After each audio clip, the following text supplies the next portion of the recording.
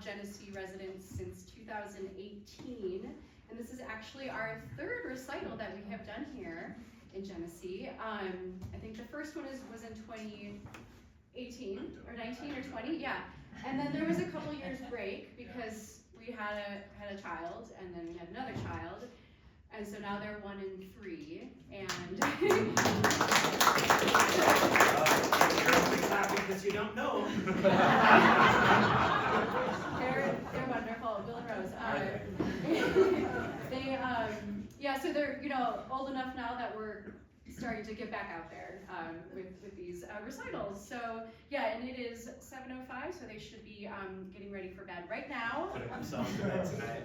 With Grandma and Grandpa. Okay. Yeah.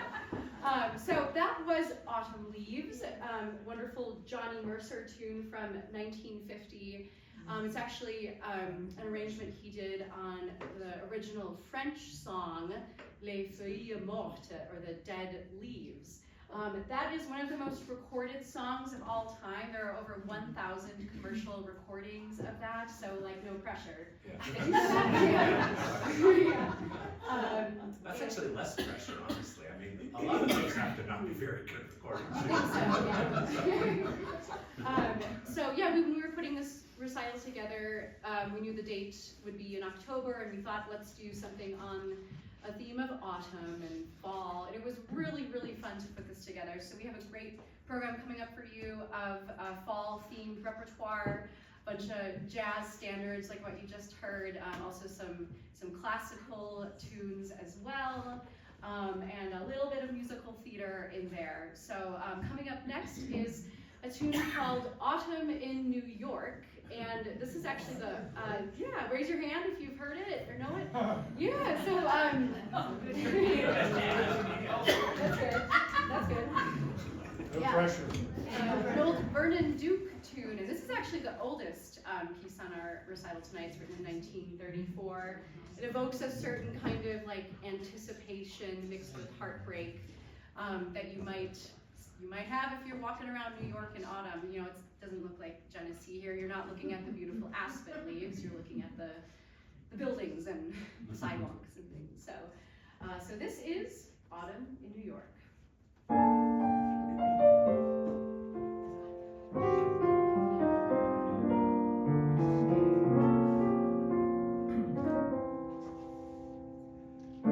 It's time to end my lonely holiday and bid the country a hasty farewell. So on this gray and melancholy day, I'll move to a Manhattan hotel. I'll dispose of my rose-colored shadows and prepare for my share of adventures and battles. Here on my 27th floor, looking down on the city I hate and adore.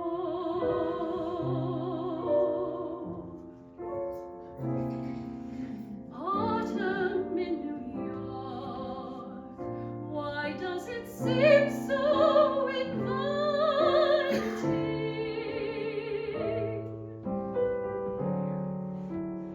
Autumn in New York, it spells the thrill of first nighting.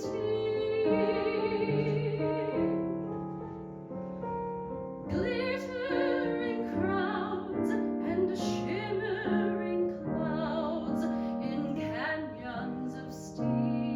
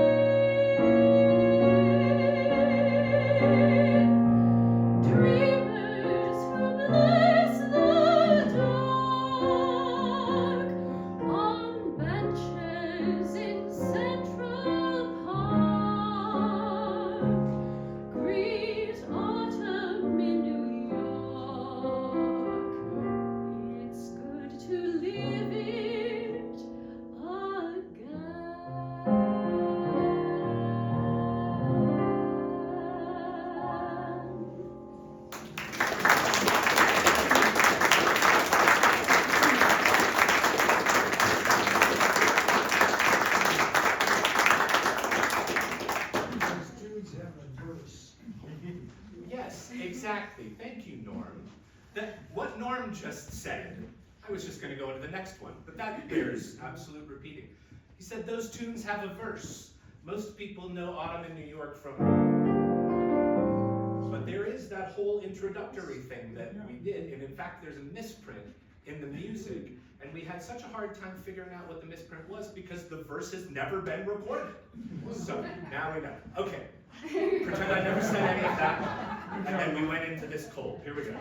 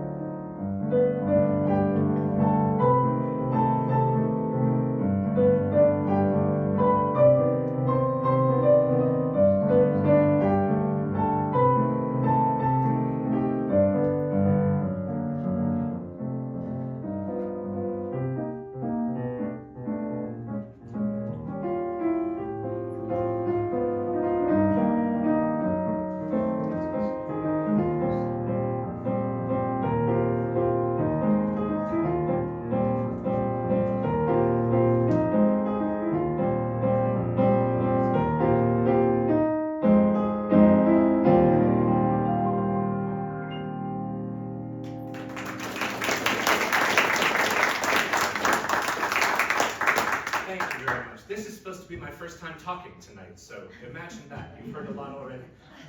That music that you just heard comes from one of the Charlie Brown specials. Just a couple of weeks ago, Peanuts, which of course, as you know, is the name of that strip by Charles M. Schulz, celebrated on October 2nd its 75th anniversary. October 2nd, 1950 was when that strip was first published. It was 15 years later in 1965 that A Charlie Brown Christmas was released, which is certainly the most famous of all of those specials. The music for all of those specials, starting with the very first one, was written by a Bay Area jazz musician named Vince Guaraldi. Had a great hit with a tune known as Cast Your Fate to the Wind, and Lee Mendelson, the producer of the Peanuts specials, heard that on the radio and said, we gotta get him. And the first thing that he came up with was, we're not playing that tonight, that costs extra. But listen, I have disappointed people for 46 years, get in line. The piece that I just played was called The Great Pumpkin Waltz from the third special that they did in 1966 called It's the Great Pumpkin Charlie Brown, just 1 year after that Charlie Brown Christmas special. That Great Pumpkin Waltz is the first of 3 Vince Guaraldi tunes that I'm going to play this evening. I'd like to play another one now from A Great Pumpkin. This is one of the scenes where they're kind of creeping around the graveyard, so it's cleverly titled The Graveyard Theme. And ordinarily, I would introduce you to the band to help me play this, but you're the band, so I need you to snap with me, please. Okay. Here we are.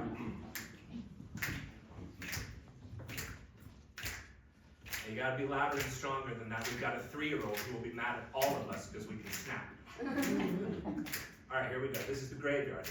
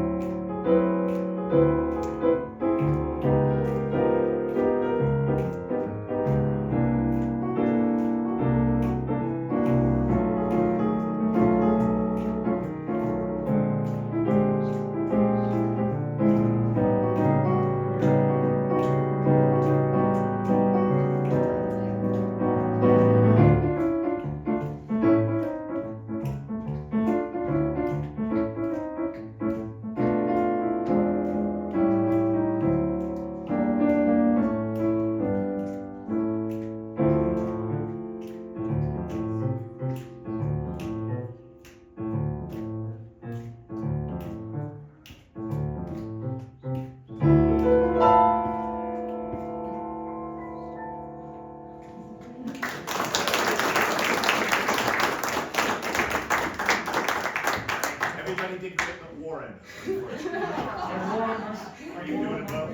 wore my fingers. You just couldn't put it together. There it is. Are they ruined? I don't have fingerprints in them. All right, so next up we have a piece that it was new to both of us, and I'm almost certain it'll be new to you as well. It's by a composer named Gwyneth Walker, who was born in 1947 and has lived most of her life on a dairy farm in Vermont.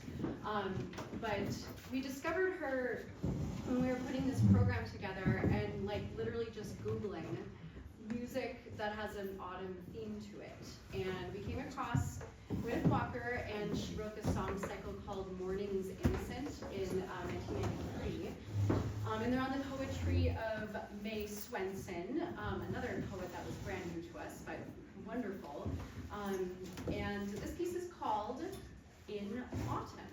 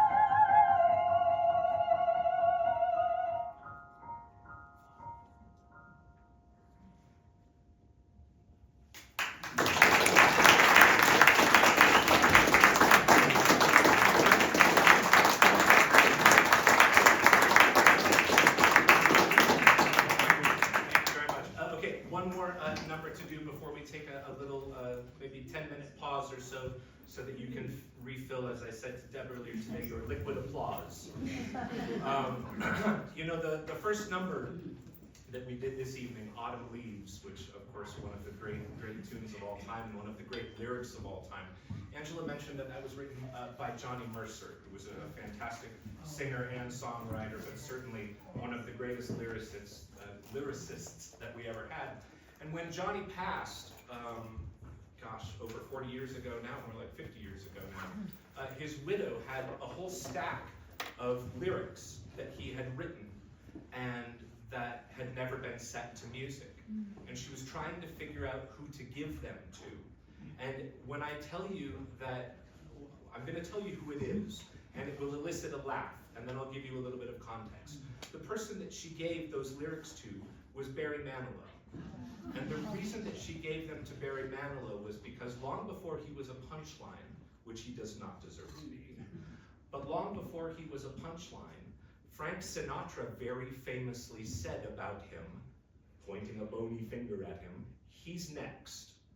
And that was how a lot of the music industry felt about Barry, including Johnny Mercer. And so Barry had this stack of lyrics and got kind of tired of,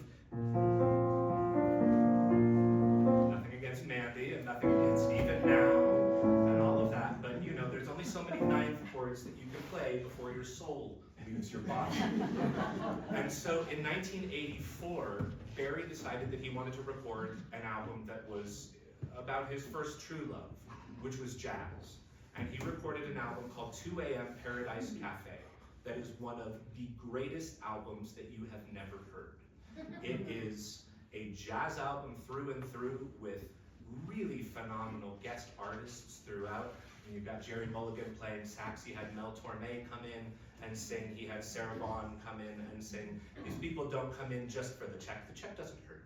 But they don't come in just for the check. They came in because they wanted to make music with Barry. So, back to Johnny Mercer's lyrics. There was a beautiful lyric called "When October Goes." And Barry set that lyric, and he was so inspired by Autumn Leaves that this is going to sound very familiar to you. It's the same progression. It's what we would call a circle of fifths. It goes from here to here, to here, to here, to here, to here, to here. And then here again, and here again, and here again, and you kind of feel the way that it's supposed to go. That's what Autumn Leaves did, and that's what When October Goes does. Have a good drink after this.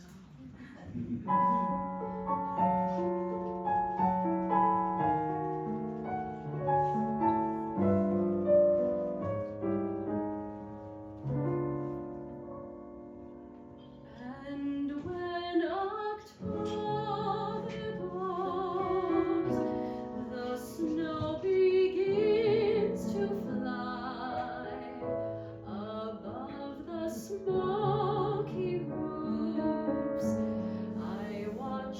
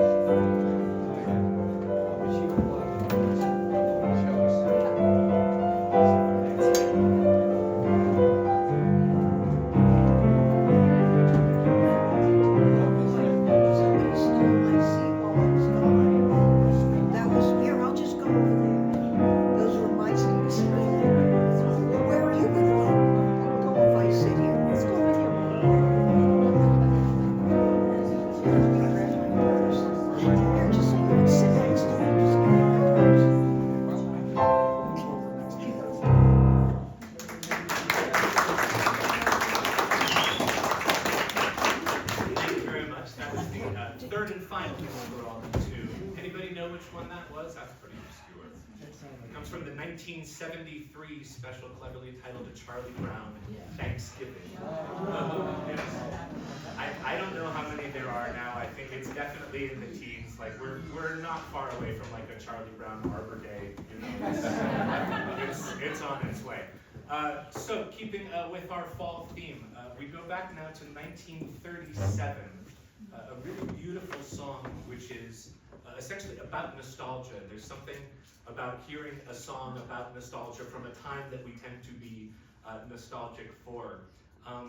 This was a very famous song in its day. In fact, it lent its title to a movie that same year. But it wasn't really until Dinah Washington recorded it in 1960 that she both named the song, of course, but also the entire album after this song, and the song is known as September in the Rain. Oh, good, you know it.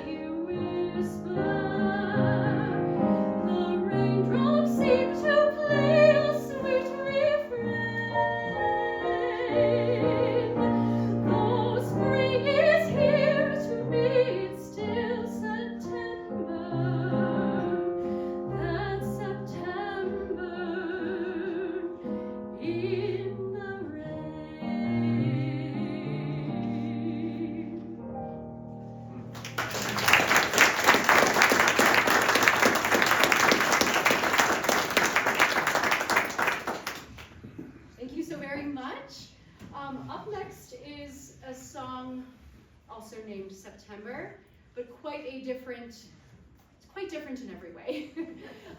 This is by Richard Strauss, and it's one of his 4 last songs, which were the last music that he ever completed when he was 84 years old in 1948. They are incredible. They are for a big orchestra, very lush orchestration, and Brett has the Brett has the task of distilling that orchestra down to the piano. He does a marvelous job. But yeah, do yourself a favor when you get home and listen to all 4 of these 4 last songs. You will die. They are stunning. So this is in German. So I thought I would just go ahead and read the translation for you in English. I'm going to be singing it in German, but I wanted you to know exactly what I'm saying because the poetry by Hermann Hesse is equally stunning. The garden mourns. The cool rain sinks into the flowers. Summer shudders quietly to its close. Leaf after golden leaf falls from the tall acacia. Summer smiles, astonished and drained, into the garden's dying dream. For a long time it lingers by the roses, yearning for rest. Slowly it closes its now wearied eyes. This is September by Richard Strauss.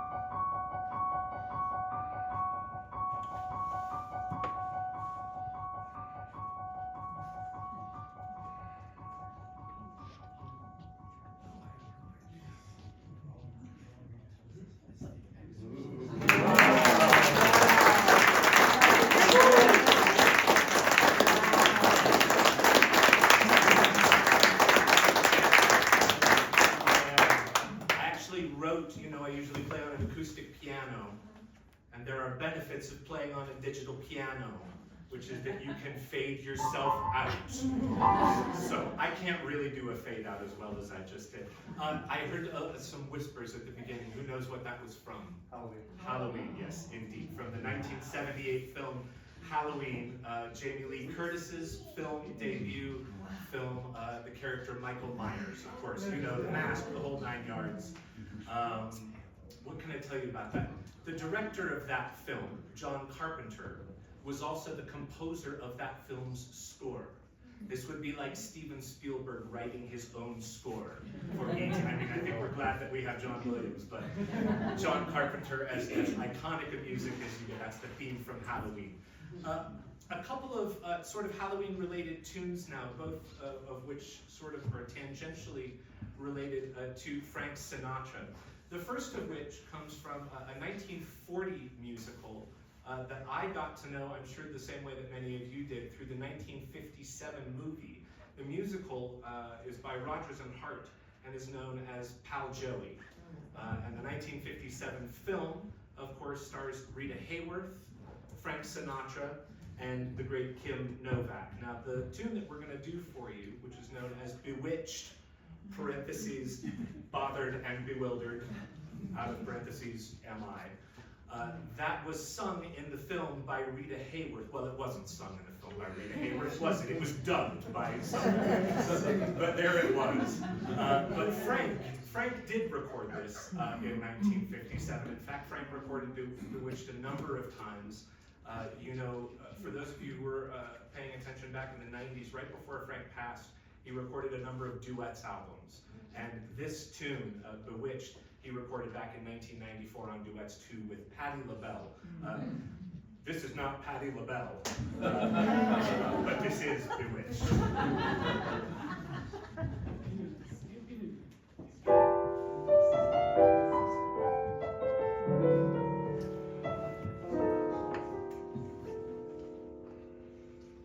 He's a fool and don't I know it, but a fool can have his charms. I'm in love and don't I show it, like a babe in arms. Love's the same old sad sensation. Lately I've not slept a wink since this half-pint imitation put me on the blink.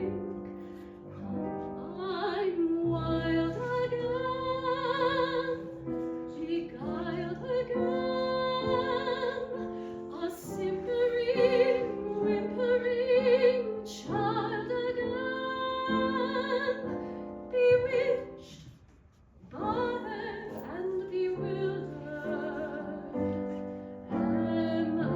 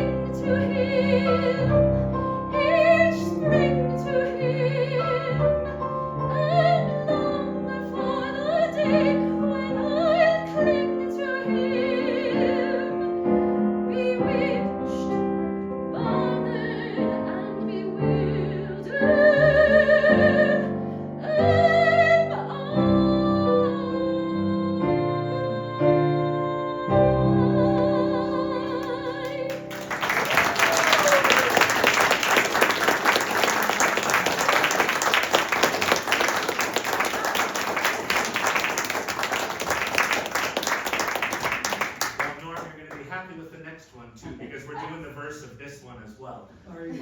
We are. In 1957, in fact, the same year as Frank recorded Pal Joey, something about bewitched got in his head, witch, and he decided, what if we also recorded Witchcraft?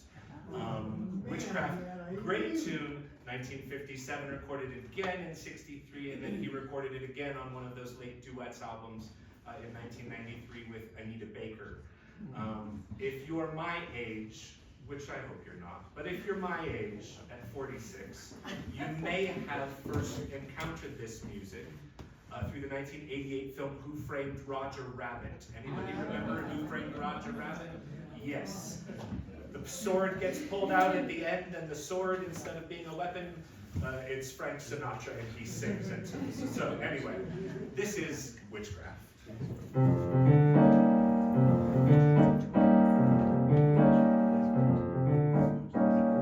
Shades of old Lucretia Borgia, there's a devil in you tonight. And although my heart adores ya, my head says it ain't right.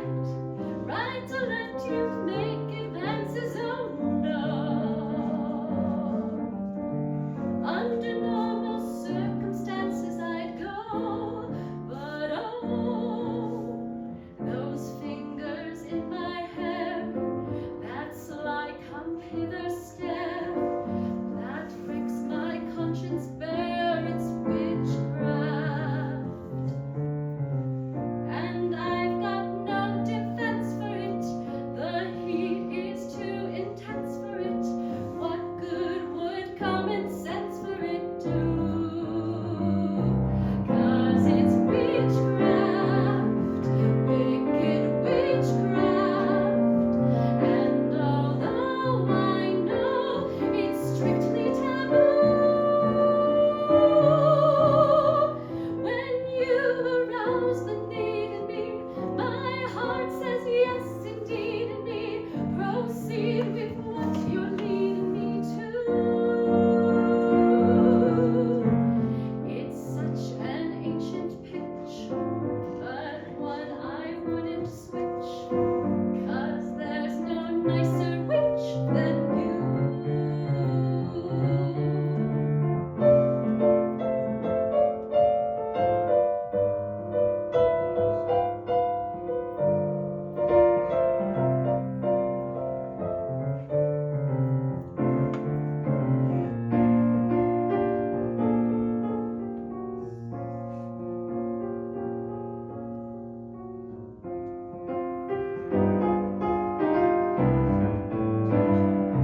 Cause it's witchcraft, wicked, wicked witchcraft, and although I know it's strictly taboo, when you arouse the need in me, my heart says yes indeed in me, proceed with what you're leading me to. It's such an ancient pitch, but one I wouldn't switch, 'cause there's no nicer witch than you.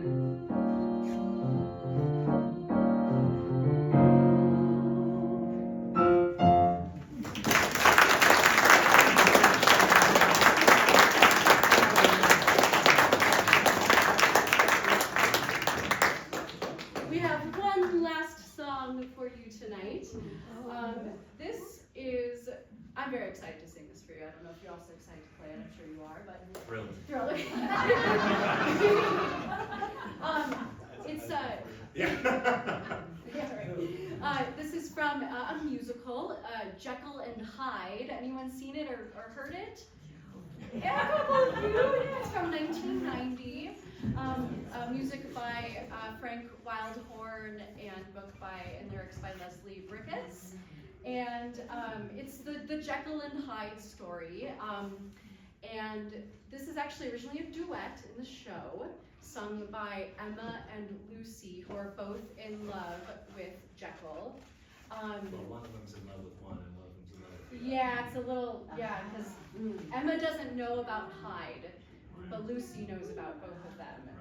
I've actually done the role of Emma and in this musical back in Cleveland, and did like a whole bunch of performances of it. So it's very fun to get to do this now as a solo, because it kind of works that way with the staging. They're not aware of each other on the stage.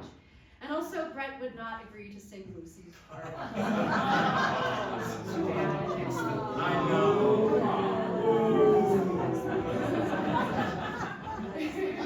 I'll go back home and get that kind of attitude.